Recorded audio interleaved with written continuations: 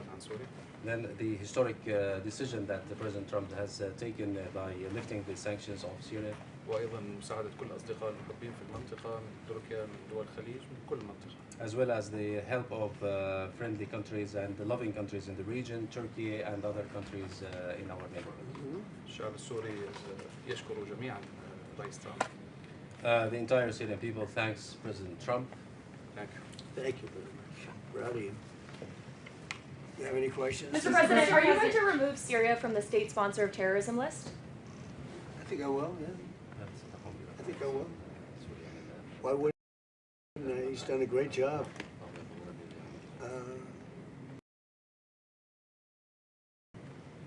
Maybe he would have brought that up in a little while, but that's a good question, yeah. Any problems with that? I think we should. Yeah, I will. Do you still want Syria to help with Hezbollah in Lebanon? They could help, we'll find out. I think we're making a lot of progress. Mr. President, They could help. Mr. President, He would do a very good job.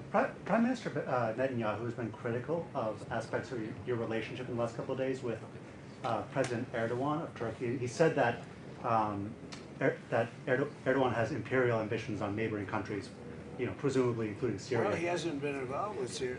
If you think, he hasn't been involved with Israel at all. And he's left it alone.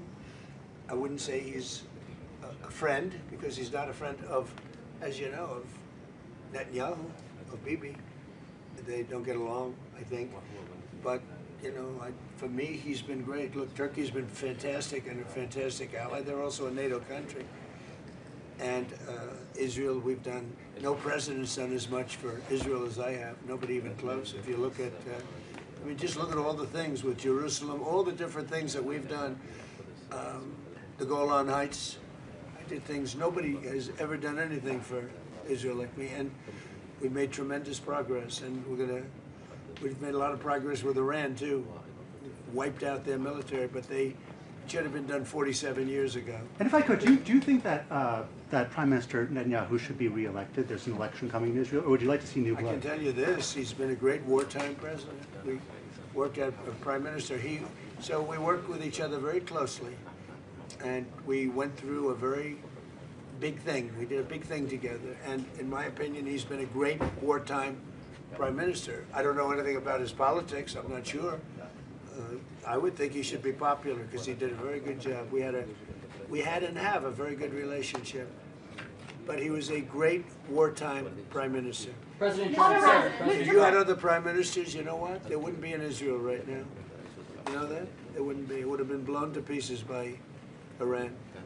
If you had a weak Prime Minister, you wouldn't have, and if you had a different president, I guarantee there wouldn't be.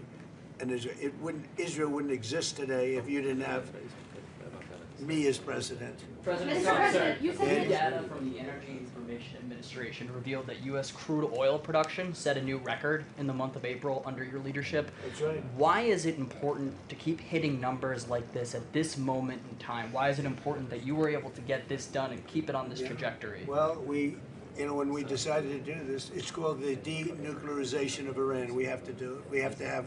They're never going to have a nuclear weapon, and they admit they're never going to have it. But they behave badly. Always behave badly. There's something wrong with them. But when we did this, we thought oil would go much higher, and it didn't go very high. And now it's coming way down, and you're going to see oil drop very low. Now maybe we'll do some other things that could lift it a little bit, but I don't think it's going to lift it a lot at all. I think oil is coming down. There's tremendous amounts of oil. Scott, what would you say about that? Yes, so record production under President Trump in his first term. Now in his second term, the U.S. is an energy superpower. It's why we weathered the conflict better than anyone else. And just this weekend, Bloomberg wrote that there is an oil glut out there. And we think that safe, secure American oil maybe even should trade at a premium to the rest of the world.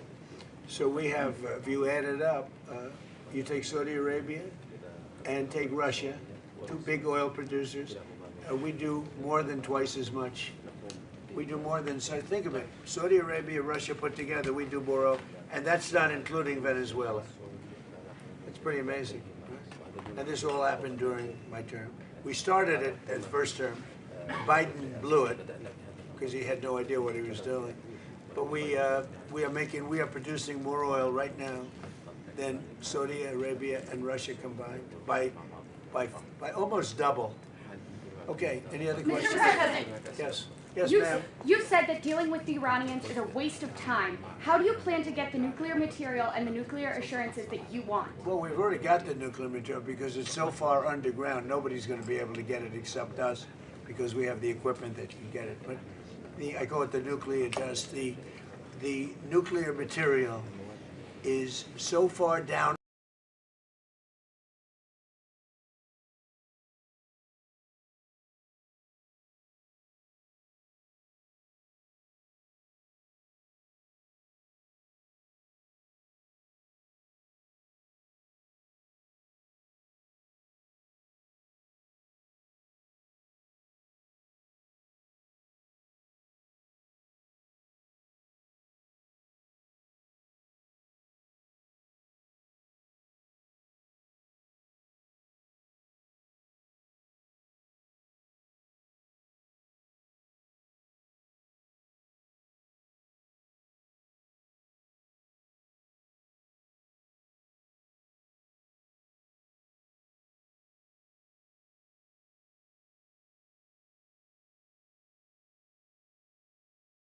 Advantages. Look, we're very close to those countries, right? And to everybody in the EU. The problem is they took advantage of the United States for years. It's like him. They took advantage of Syria. He's bringing it back. And I'm bringing the United States back. We have the greatest economy we've ever had. We have the biggest investment. 19.2 trillion is being invested right now in the United States. 3 trillion was the record. Under Biden and under the past administration, they had less than $1 trillion for 4 years. We have 19.2 trillion in 12 months. Think of that. We have the largest amount of money being invested in a country in history. Pretty amazing. 19.2 trillion with a T. So, and they're building factories all over the country. I think yesterday Toyota announced they're leaving Mexico. And they're coming, I'm not that Mexico's thrilled about it, but they're leaving Mexico and they're coming to the United States to build what will be, I believe, the largest automobile plant either in the world or at least in this country. Mr. President, on oil Yeah, prices Quick today. domestic question. You announced on your social a couple days ago that Walmart was cutting the price for Yeah. beef by 15%. How big of a deal is that for American customers this summer? So Walmart has agreed to cut their prices very substantially because things are going down. We're getting it down.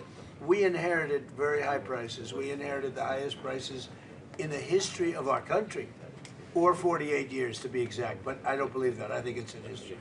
So under Biden, they had tremendous inflation. Under the Democrats, we had tremendous inflation, record-setting inflation. And now, inflation is way down. Everything is great. We have, the prices are coming down, but we inherited, you know, they talk about they use different words to describe it. They had very high prices. The prices are coming down. And when the oil comes, you know, the oil is coming way down. The oil dropped by 50% in the last month.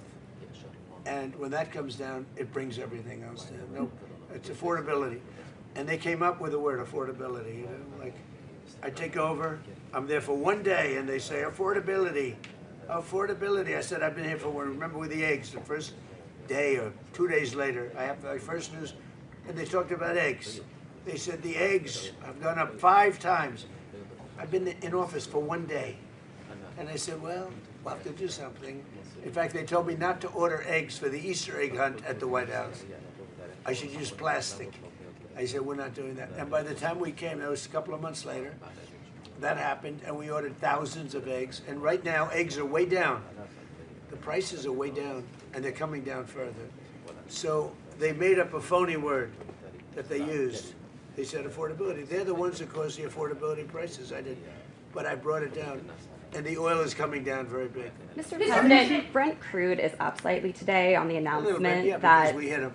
Anytime we hit them, it goes up a little bit, $2. is that what you mean? Is that what you meant when you said that we might see oil prices lift a little in A response little to? bit, yeah, $2, very little. It's down from, let's say, $135 down to $69. It's dropping, and everything else drops. As oil goes, so goes everything else. But any time if we hit Iran, oil goes up a little bit. It's all right. Mr. President, do you think And you know Israel? what we're doing? We're de-nuking it. All right? We're de-nuking Iran. They're not going to have a nuclear weapon. All right, one more question. Sir, do you think Israel should withdraw troops from southern Lebanon? Well, I talked to Bibi about that. Yeah, I think they're going to. I think they want to. I don't think it's a question of me. I think it's a question they want to. And they're getting along with Lebanon. They're signing deals with Lebanon. First time ever. Marco, talk about that if you'd like. Yeah, we have an agreement that, and it calls, that's the goal at the end. Obviously, Israel's concerned about their security. But the president did a great job bringing those two countries together for the first time It's a ever. big thing. First time in many years, right? Step. So we have a deal with Israel and Lebanon. And yeah, they'll leave. And I think it's going to work out very well. But we're here for this because Syria has turned around as fast as I've ever seen. Well, actually, I turned the United States around very fast, too. I inherited from a man who was not smart, not a smart person. We inherited from a man where they were running this country so badly with the open borders. Think of it, 25 million people allowed into our country. And that includes 11,888 murderers, most of whom murdered more than one person, okay? We got most of them out, or we have them in jail, and we've done a great job. Washington, D.C. now is considered one of the safest cities in the country. If he came to Washington, D.C. a year and a half ago, he'd fear for his life, even though he never feared for his life before, because it was very dangerous. But somehow his territory might have even been a little more dangerous. I joke because, you know, he comes from a rough environment. Would you say that's right, Tom Barrett? Huh? It's sort of funny to think. I don't think he'd be too concerned with Washington a year and a half. But we had a very, very unsafe Washington, D.C., and now it's one of the safest cities in the country. We put the military in. We brought Washington went from being an unsafe to one of the safest cities, and crime is down 94%. We don't play games. And we removed over 5,000 career criminals, many of whom came in through the open borders of Joe Biden. We did the same thing with Memphis, Tennessee. We did the same thing with in Louisiana. You have to speak to the governor, because New Orleans, the crime rate is down 78% in a little while, and they had the best Mardi Gras they've ever had. So we're doing a good job, and he's done a great job too. And I thank you very much. Thank you very much. Thank you, guys. Thank you, press. Thank you. Thank you, guys. Thank you. Thank you. Thank you. Thank you, guys. You can head out right there. Thank you, guys.